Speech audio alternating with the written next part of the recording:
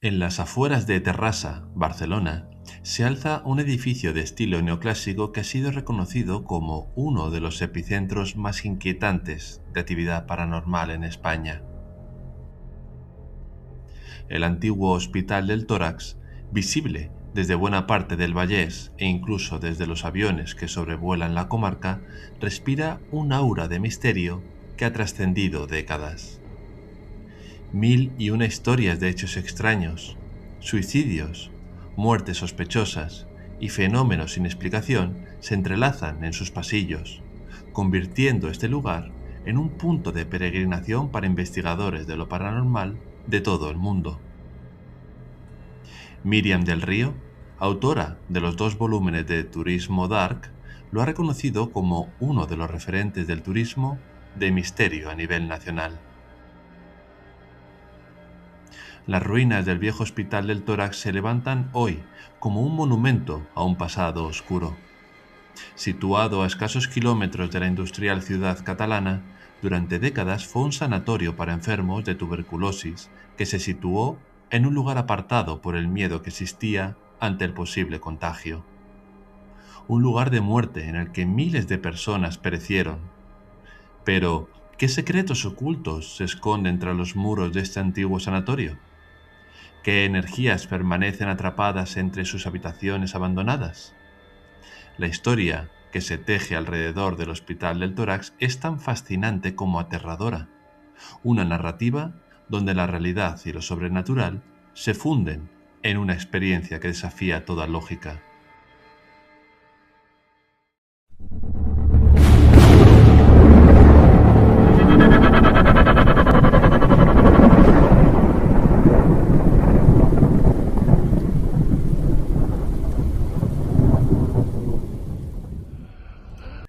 El 8 de junio de 1952, Francisco Franco inauguró la ciudad sanatorial de Terrassa, el nombre original del conjunto de edificios, en medio de un espacio natural y a escasa distancia del núcleo urbano. Con sus imponentes 66.000 metros cuadrados y 1.500 camas, este complejo se erigió como el gran centro de referencia para el tratamiento de la tuberculosis en España, una enfermedad que durante la posguerra alcanzó niveles de mortalidad alarmantes. Se eligió Terrassa como lugar de construcción porque por aquella época era una de las zonas menos virulentas a cuanto a tuberculosis se refería. Sebastián Darboux, investigador del misterio, explica la filosofía detrás de estos sanatorios. En los siglos pasados, cuando una persona contraía tuberculosis pulmonar, se pensaba que era infecciosa y que podía transmitirse a través de los microbios. Entonces se le decía, tienes que ir a un hospital especializado, en este caso el Hospital del Tórax, y te llevaban a un hospital alejado de cualquier ciudad, de cualquier localidad, en medio de la naturaleza, y allí te dejaban. Las familias no iban por miedo a ser contagiados por sus propios familiares. El sanatorio fue diseñado con un propósito claro: aislar a los infectados y evitar que el contagio se propagara entre la población. Durante aquellos años, el hospital no solo sanó a muchas personas, sino que también fue testigo del sufrimiento extremo de quienes ingresaban con la enfermedad en estados avanzados, sabiendo que sus posibilidades de sobrevivir eran escasas. Óscar Aybar, director de cine que trabajó en el lugar, describe la atmósfera del sanatorio con palabras escalofriantes. Era aberrante, era como una especie de Auschwitz, era uno de los grandes últimos sitios de eutanasia en España. Ahí te dejaban con una enfermedad mortal, te apartaban y te llevaban a un sitio donde había economía de muerte. Era el sitio donde llevaban a la gente a morir. Muchos no podían salir, era como el barco de Caronte. Entonces mucha gente, nada más llegar, había muchos casos que nos contaban de niños que llegaban y sus padres se iban, subían al último piso y se tiraban. La sensación de entrar allí era entrar en el horror. Sin embargo, poco después de su inauguración, Los tratamientos contra la tuberculosis comenzaron a evolucionar rápidamente y los sanatorios como este empezaron a volverse obsoletos.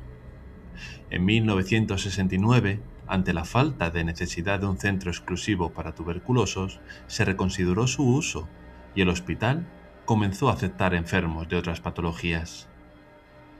En el año 1975 adoptó oficialmente el nombre de Hospital del Tórax, intentando adaptarse a las nuevas demandas sanitarias. Pero todos los esfuerzos resultaron en vano. La poca eficiencia y la falta de necesidad de una instalación tan grande llevaron a que el 31 de diciembre de 1986 se diera de alta al último internado. Durante todo ese tiempo que transcurrió desde que se inauguró en el 52 hasta que pasó de ser sanatorio a un hospital general en 1986, cuando pasa de sanatorio a ser más un hospital general, se calcula que alrededor de 34.000 personas pasaron por allí. De todos esos pacientes, el índice de personas curadas fue del 56%, por lo que podemos hacer una cuenta rápida de que allí perecieron alrededor de 15.000 personas.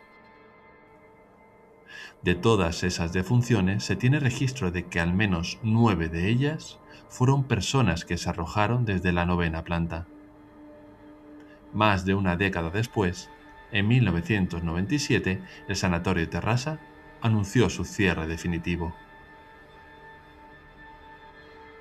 Estas habitaciones vacías, que hoy guardan el silencio, dan la impresión de mantener parte de la terrible esencia que las impregnó hasta hace pocos años. Abandonados a su suerte, muchos de los que estaban internados aquí comprobaban día a día cómo sus compañeros iban empeorando y falleciendo, creándose un ambiente de terror que muchas veces desembocaba en locura. Desde el momento del cierre, el edificio quedó completamente abandonado, convirtiéndose en un terreno perfecto para historias de misterio. Durante años, sus pasillos vacíos y sus habitaciones desoladas trajeron a curiosos, aventureros y buscadores de experiencias paranormales. La prohibición de entrar añadía un factor de emoción a las visitas clandestinas, y muchos encontraban recovecos por donde colarse, en un espacio cerrado al público. En 2004, la Generalidad de Cataluña y el Ayuntamiento de Terrassa transformaron el recinto en el actual Parque Audiovisual de Cataluña. Desde entonces, la zona ha visto nacer conocidas producciones cinematográficas, entre otras las películas Rec 2 y Rec 4 de Jaume Balagueró. También Un monstruo viene a verme, de Juan Antonio Bayona. Otras películas como El fotógrafo de Mauthausen, Los ojos de Julia, Mientras duermes, El maquinista y muchas otras se rodaron en estas instalaciones. Además, desde hace años el Hospital del Tórax también es hogar de Operación Triunfo, ya que en su interior se ubica el plató y la academia del concurso. Pero ni la actividad audiovisual ni la presencia constante de personas han logrado disipar la atmósfera de tenebrosidad que envuelve cada rincón de sus instalaciones. Mucho antes de que el edificio se convirtiera en un epicentro de investigaciones paranormales, quienes vivieron y trabajaron en el sanatorio durante sus años de funcionamiento ya experimentaron situaciones que desafiaban toda explicación. Los testimonios de trabajadores, pacientes y visitantes dibujan un cuadro inquietante de lo que realmente sucedía entre aquellos muros. Sebastián Darboux relata el horror que vivían los enfermos. Al ir desapareciendo estas personas, quedaban en los recuerdos de los vivos, y los vivos las recordaban, y estos se les aparecían. Algunos de estos enfermos, que no aguantaban la presión de su propia enfermedad, se suicidaban. Dicen que en los hospitales de tuberculosis tenían el más alto índice de suicidios de todos. Cuando uno no podía más, ya que se ahogaba, se tiraba desde lo alto del último piso del hospital y caía en la jungla, que era un jardín donde todo el mundo iba. Y ese ruido, esos gritos al suicidarse, se oían, se escuchaban por los otros enfermos. Entre los enfermos corría un rumor escalofriante. Todo aquel que tocaba el timbre para pedir ayuda a los sanitarios acababa muriendo sin remedio, porque por la noche una mujer se acercaba a su cama y le envenenaba para acabar con su sufrimiento. Esta figura, conocida como la enfermera de la muerte, se convirtió en una leyenda susurrada en cada habitación del hospital. Uno de los relatos más estremecedores proviene de un paciente que experimentó en carne propia el terror de aquellas noches. Cada vez se encontraba peor, y aunque el médico le había dicho que en un par de días con tratamiento tendría que notar mejoría, la realidad era otra. Aquellas palabras se distorsionaron cuando uno de los enfermos que había a su lado comenzó a gritar y pedir ayuda. Él giró la cabeza hacia la derecha y vio a su compañero tratando de agarrar la campana para llamar a los sanitarios.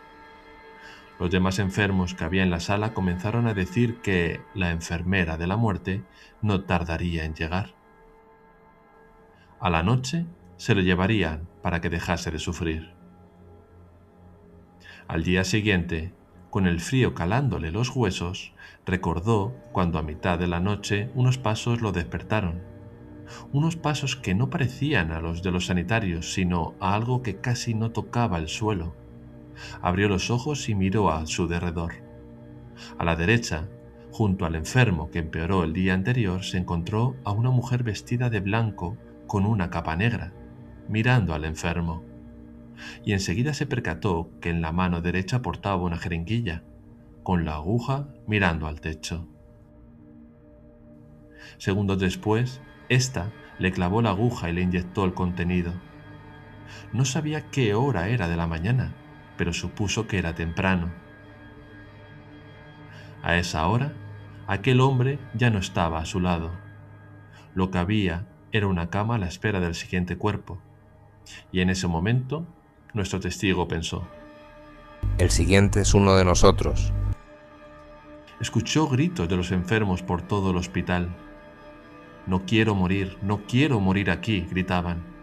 La muerte caló en sus huesos y sintió frío. De repente, algo cayó al vacío y milésimas de segundo más tarde sintió un golpe muy fuerte.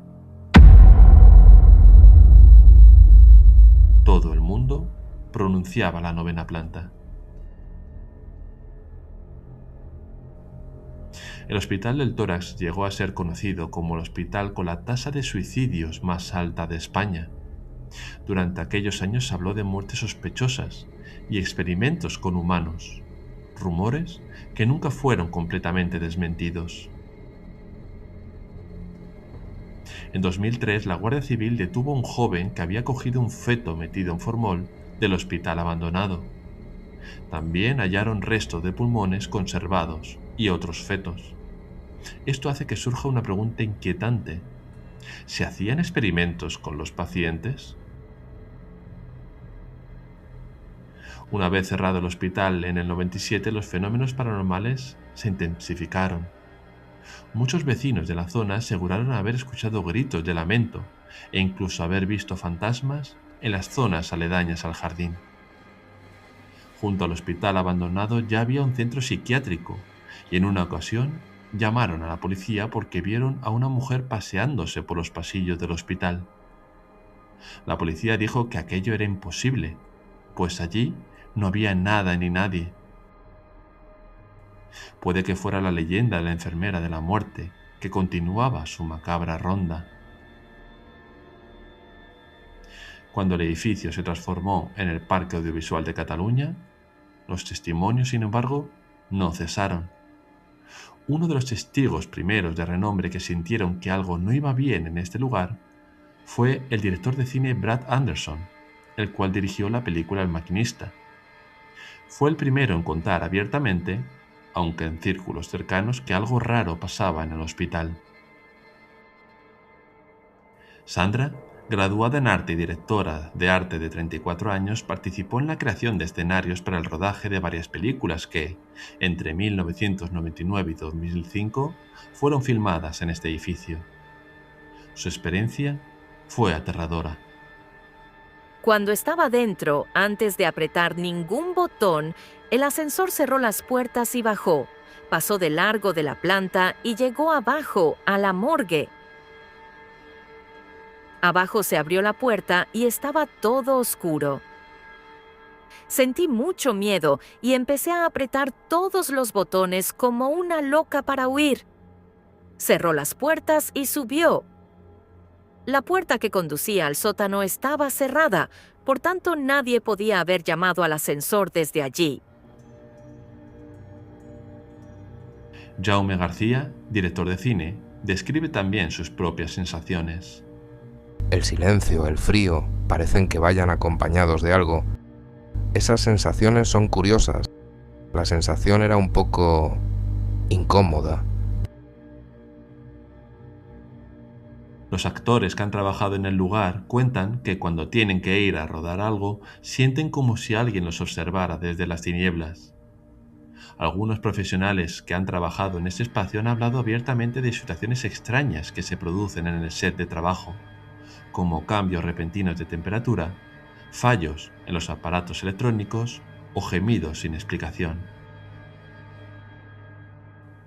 El programa Totes Mou de TV3 se hizo eco de estos fenómenos y la periodista Esther Bertrand habló con personas que habían trabajado en el programa Zenit y en el programa La Marató. Los testimonios hablaban de cambios de temperatura, de frío, de sillas de ruedas que se movían solas y aparecían en lugares diferentes donde las habían dejado, de sombras que aparecían en las pantallas, de los temores a pasear de noche por algunos sitios, de puertas que se abrían solas, de ruidos e incluso de psicofonías.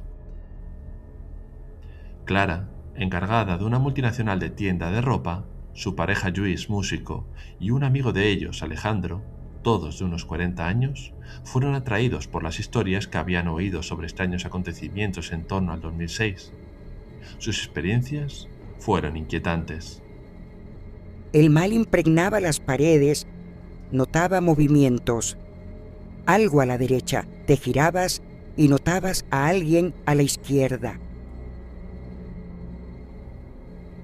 Paqui, una terrasense conocida como Nakita Egara Paranormal en TikTok, visitó el lugar con su móvil múltiples veces y captó cosas que, a su juicio, van más allá de la normalidad.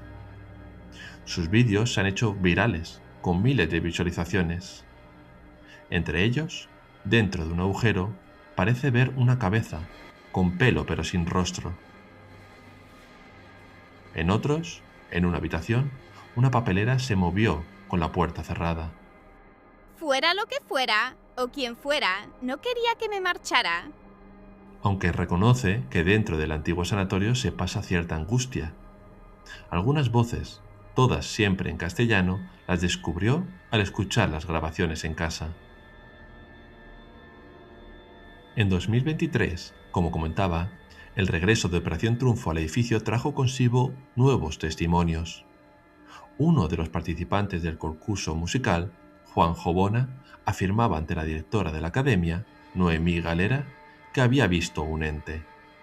Según se ha abierto la puerta, me he muerto y no he vuelto a dormir en toda la noche. Las cámaras del programa han grabado ya en más de una ocasión imágenes difíciles de explicar, como botellas con doble seguridad que se abren solas, flashes de luz sin explicación y objetos que se encienden a solas, a pesar de estar desenchufados, como fue el caso de una lámpara. Uno de los momentos más impactantes fue cuando, en una clase donde una maestra enseña a 2 alumnos, uno de estos paró la explicación para señalar que había huellas de manos en las cristaleras de decoración. Estos son los fenómenos más comentados en el regreso del formato, engrandeciendo la leyenda negra detrás del Hospital del Tórax. Este aura trágica ha traído como consecuencia un sinfín de rumores acerca de fenómenos extraños que suceden en el interior. El investigador Miguel Ángel Segura, junto a otros compañeros como Francisco Recino y Manuel Carballal, han pasado en su interior muchas noches, intentando captar lo invisible. Algunas de sus veladas de vigilancia se han saldado con sorpresas estremecedoras. La iglesia es uno de los lugares donde más ha ocurrido este tipo de fenómenos. He tenido muchos problemas con los medidores ambientales. Hemos puesto, a lo mejor en un espacio de 5 metros de diferencia, 2 medidores, y había una variación a lo mejor de 1 grado, pero la humedad incluso llegaba a 7 grados de humedad. Entonces lo que hicimos, pensando que podía ser la sensibilidad del aparato, fue intercambiar los medidores, y ocurría exactamente lo mismo. Y luego la planta número 9, vivimos muchas experiencias, escuchado cosas en directo, y también hemos captado psicofonías bastante claras. También tuvimos un fenómeno con una grabadora de audio, que en una baldosita pequeñita del suelo, de unos 20 centímetros, la batería se absorbía y ponía que no había batería. Nos desplazamos un par de palmos y volvía a recuperar toda la energía. Eso lo hicimos durante horas seguidas y al final ya decidimos grabarlo en vídeo. El programa de misterio Cuarto Milenio, dirigido por Iker Jiménez, también decidió adentrarse entre sus muros para descubrir la verdad detrás de estas leyendas. El equipo de investigación se adentró en lo más profundo de este edificio marcado por la tragedia, abriendo paso entre sus escombros, guiados tan solo por sus linternas. Fueron colocando diferentes aparatos de medición y a la vez que utilizaban una sofisticada cámara de visión nocturna con la que podían desplazarse por las habitaciones más sombrías. Francisco Racino, investigador, explica lo siguiente. Hemos traído diferentes soportes de grabación, tanto analógicos como digitales, en cinta convencional magnética y minidisc, para situarlos por el hospital y ver si podemos captar algún tipo de registro psicofónico. También hemos traído cámaras tanto de vídeo como de fotografía, con infrarrojos, para ver si lo que el ojo humano no es capaz de ver queda plasmado en la fotografía o bien en el vídeo. Los minutos pasaron y la tensión se fue apoderando del equipo, pero por fin la espera dio sus frutos. El equipo de Cuarto Milenio obtuvo la primera psicofonía. Una voz salida de la nada pareció responder a una pregunta formulada por el investigador Miguel Ángel Segura. Ante la pregunta de ¿conoces a alguno de nosotros?, una voz en la grabadora contestó lo siguiente. ¿A ti, Miguel? Tras pasar varias horas dentro del edificio, intentando realizar diferentes pruebas, se trasladaron hasta la vieja iglesia que hay en la parte trasera del hospital. Allí, en la capilla, se dispusieron para realizar una sesión de Ouija, registrándolo en imagen y sonido. Las presuntas psicofonías eran su objetivo, por eso, junto al tablero dejaron sus grabadoras en marcha. María José Pérez, investigadora de SEAMP, relata lo sucedido. La Ouija empezó sin haber hecho ninguna pregunta. Fue ella espontáneamente que se puso a correr y con mucha fuerza. En el momento de la sesión fue muy fuerte y ya nos quería echar a nosotros y no nos hacía caso en las preguntas. Nos echaba de aquí, que nos fuéramos todo el rato. Y luego al final se fue calmando un poquito y cooperó un poco, pero al principio daba un poco de miedo porque no nos dejaba a nosotros llevar la sesión. La sorpresa se le llevaron sin embargo al escuchar minutos más tarde las grabadoras que dejaron sobre la mesa. La más absoluta inquietud se apoderó del equipo de Cuarto Milenio. Una voz recoge de manera clara. ¿Puedo inmolarme? La sesión transcurrió en un denso ambiente de cierta tensión. Las letras y supuestos mensajes, quizá fruto de la sugestión colectiva, parecían tener un solo fin: echarlos de allí. Las psicofonías captadas durante las investigaciones fueron quizá los hallazgos más impactantes. Mientras recogían los aparatos, Miguel Ángel comentaba con Fran las cosas extrañas que habían vivido para que quedara registrado en la grabadora. En un momento de la conversación, apareció una voz clarísima. Gracias. Buenos días. Lo curioso es que todas las voces pertenecían a personas de mediana edad, que era el rango de edad con más ingresos durante la época del sanatorio.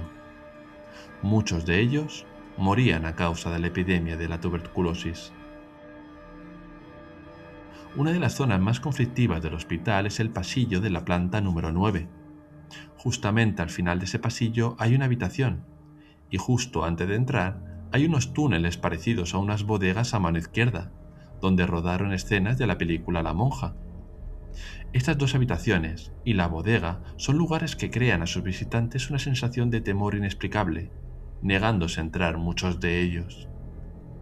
Miguel Ángel Segura, junto con más de una docena de personas y en distintas ocasiones, escuchó murmullos provenientes de esa zona, siempre voces de mujeres que hablaban entre ellas.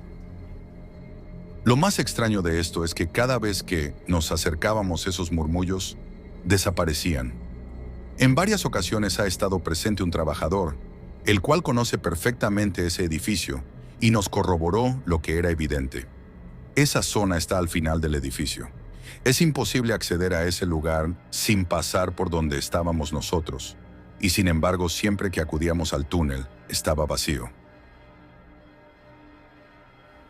Antes de terminar la investigación, hubo tiempo para recordar junto a Miguel Ángel Segura otros fenómenos extraños que él tuvo la oportunidad de vivir en este lugar. Había estado en la planta número 1 en una zona que era oscura, y al salir a la parte clara vi como una especie de sombra se me echaba encima. Yo pensé en ese momento que a lo mejor había sido un efecto óptico. La cuestión es que me mareé durante 6 o 7 segundos. Y 3 días después estaba en la planta número 9, grabando con el móvil un video. Y justamente en el pasillo, donde vivimos los fenómenos extraños con la voz y donde pasó el fenómeno de la grabadora, se me cruzó una especie de sombra de silueta por delante de la cámara del móvil que yo no vi. Fue al meter el video en el ordenador cuando me di cuenta. Volviendo al tema del concurso musical de Operación Triunfo, cuando en 2023 regresó al edificio, trajeron a un experto en misterios y fenómenos paranormales, el periodista e investigador Josep Guijarro, quien tras analizar los fenómenos, declaró lo siguiente. Esto es lo que llamamos un poltergeist, y la mala noticia es que alguien de vosotros potencia eso. Siendo Josep uno de los tantos investigadores que han entrado en el recinto para intentar capturar psicofonías y fenómenos extraños de otra índole, cuenta que en la época el hospital tenía 2 alas con la capilla en medio.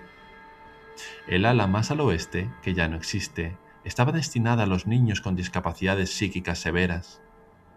Durante una sesión de grabación psicofónica en el interior de la capilla, en una tarde de otoño donde las hojas caducas invadían su interior junto a las telarañas, producto del abandono, Josep Guijarro asegura que tanto él como sus compañeros escucharon un grito terrorífico que pareció proceder de este ala oeste. Fue tan alto de su intensidad que desde la capilla reverberó hasta calar sus huesos del susto. Esa voz, la cual define como infantil, parecía asemejarse a los gritos desesperados pero inocentes que las personas con discapacidades mentales solían expresar. Y si esto no fuera suficiente, imágenes de pentagramas dibujados en el suelo fueron fotografiados en su interior, como más que posible prueba de ritos satánicos y oscuros. Imágenes también de posibles seres han sido difundidas por las redes sociales, aun a pesar de que puedan ser realmente pareidolia sin comprobar. Son múltiples las organizaciones y personas que han entrado a documentar en imagen todos los recovecos de este antiguo hospital que, sin duda, erizan el vello de uno. Para concluir con este apartado de investigaciones realizadas, debo añadir que no solo es lúgubre su interior, sino también sus alrededores, pues la zona ya es intensa de por sí. El Pla del Bon Aire ha sido una zona donde se han dado rituales hasta de tipo satánico. En el cruce de carreteras que queda a poca distancia de los cimientos del hospital, durante los años 80 se hallaron cruces invertidas y restos de sacrificios animales llevados a cabo por un grupo desconocido, al cual también se le acusó del grave delito de haber profanado, en varias ocasiones, el cementerio cercano. El Hospital del Tórax de Terrassa permanece como uno de los lugares más enigmáticos y perturbadores de España. A pesar de su transformación en el Parque Audiovisual de Cataluña y del constante flujo de personas que trabajan en sus instalaciones, los fenómenos paranormales no han cesado. La actividad audiovisual, lejos de disipar el misterio, parece haberlo intensificado, como si las energías atrapadas en aquellos muros se alimentaran de la presencia humana. Los testimonios de trabajadores, visitantes, actores, investigadores paranormales y concursantes de Operación Triunfo conforman un corpus de evidencias que desafía toda explicación racional. Las psicofonías captadas, los aparatos electrónicos que fallan en puntos específicos, las sombras que se mueven por los pasillos, las voces que susurran en la oscuridad y la sensación omnipresente de ser observado desde las tinieblas construyen un relato que va más allá de la simple sugestión colectiva. ¿Qué permanece realmente entre aquellos muros? ¿Son los ecos de miles de enfermos que sufrieron y murieron allí? ¿Es la enfermera de la muerte la que continúa su ronda nocturna? ¿Son las almas de quienes se arrojaron desde la 9ª planta buscando escapar de su agonía? Las respuestas permanecen envueltas en el misterio, pero lo que es innegable es que el Hospital del Tórax alberga algo que trasciende nuestra comprensión de la realidad. El caso de este hospital no está cerrado. Cada nueva persona que cruza sus puertas se convierte en un potencial testigo de lo inexplicable. Cada grabación, cada nueva fotografía, cada sensación inexplicable añade una nueva capa a esta historia de terror que comenzó hace más de 70 años y que parece no tener fin. El edificio continúa respirando su aura de misterio, esperando pacientemente a que alguien más se atreva a adentrarse en sus pasillos y descubra por sí mismo que, en el Hospital del Tórax, los muertos nunca se fueron realmente.